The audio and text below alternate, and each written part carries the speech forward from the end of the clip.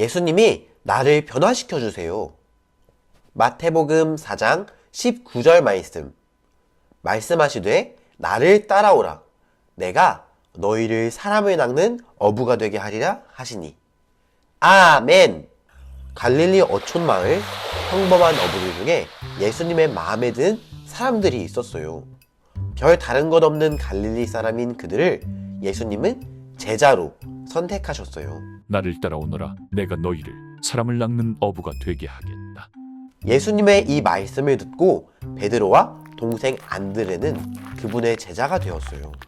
그들은 물고기와 그물에 대해서는 잘 알았어요. 노를 젓거나 배를 끄는 일도요. 하지만 예수님의 제자가 된 이후로는 모든 게 서툴렀어요. 물고기잡이 전문가였던 베드로와 안드레는 순식간에 초보 전도사가 되었죠.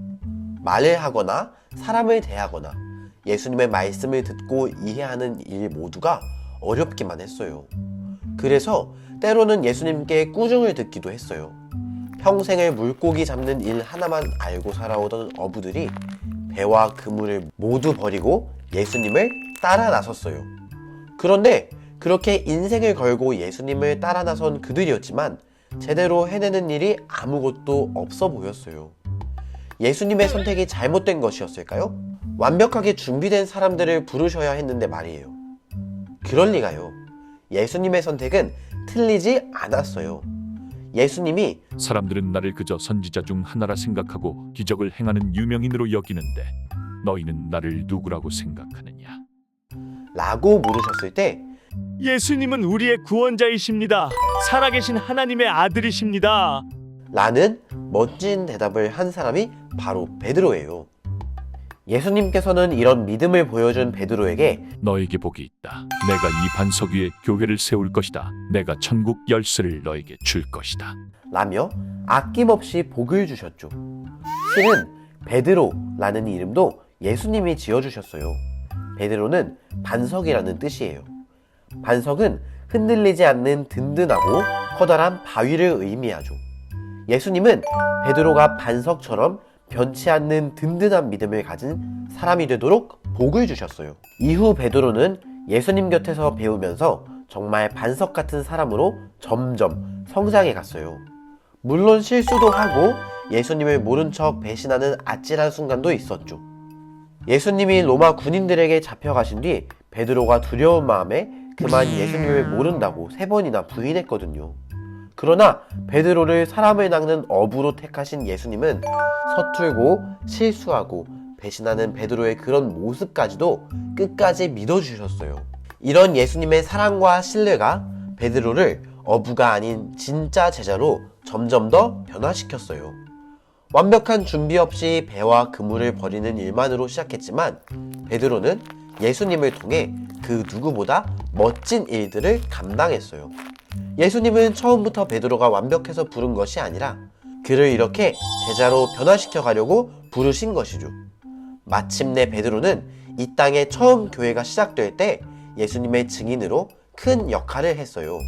이제 베드로는 더 이상 물고기잡이 전문가로 기억되지 않고 예수님의 멋진 제자로 기억되죠. 갈릴리의 평범한 어부가 예수님의 제자가 되어 복음을 전했다는 것은 누구든지 예수님의 제자가 될 수 있다는 사실을 말해준답니다.